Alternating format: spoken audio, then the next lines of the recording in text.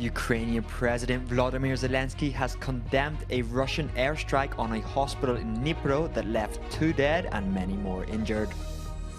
Serbia calls on NATO troops to guarantee security inside Kosovo after clashes on Friday injure more than a dozen people. The World Food Programme has reached over 600,000 people in Sudan with food aid, amid calls from the army for reservists to re-enlist and fight in the conflict. Extinction Rebellion climate activists in The Hague block a major highway to protest against the government's allocation of fossil fuel subsidies.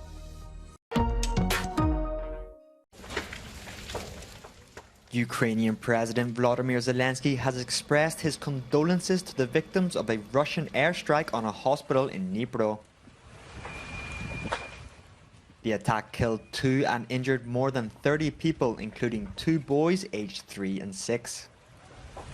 Протягом дня отримую доповіді щодо ситуації в Дніпрі та ліквідації наслідків чергового удару. Це суто звірство. Російська ракета, балістика проти лікарні та ветеринарної клініки. Абсолютно хворі істоти. The missile hit a clinic that offered mental health services as a part of a larger hospital, said the mayor of the city. Sources say 19 people have been hospitalized along with the boys. Local media posted footage of rescuers helping people with blood on their faces escape from the clinic through corridors full of rubble.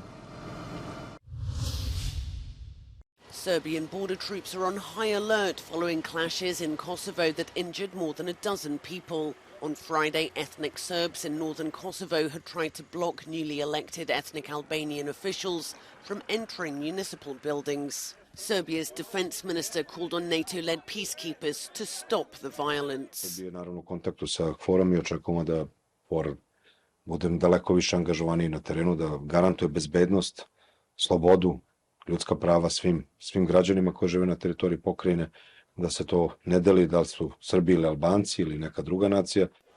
During Friday's clashes, police fired tear gas to disperse the crowd and let the new officials into the offices. Last month's snap election was largely boycotted by ethnic Serbs, and only ethnic Albanian or smaller minority representatives were elected to the assembly and mayoral posts.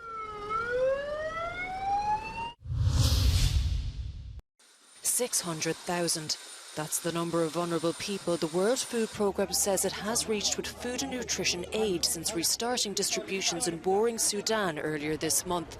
And the UN agency says it is planning to start distributions in central Darfur in the coming days. This as Sudan's army issued a call for reservists and retired soldiers to re-enlist and fight the paramilitary rapid support forces.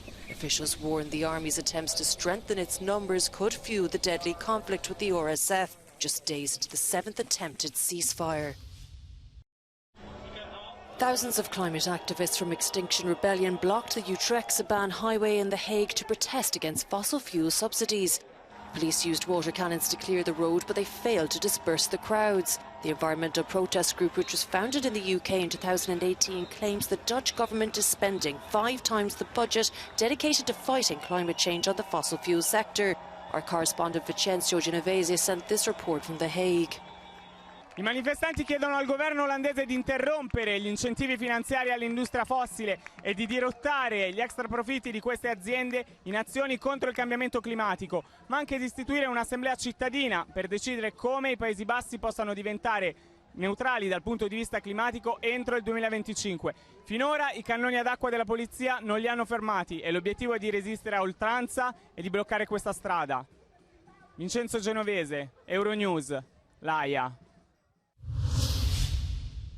Belgian aid worker Olivier van der Castille, who was detained in Iran for 15 months on espionage charges, landed in Belgium late on Friday after being released as part of a prisoner exchange.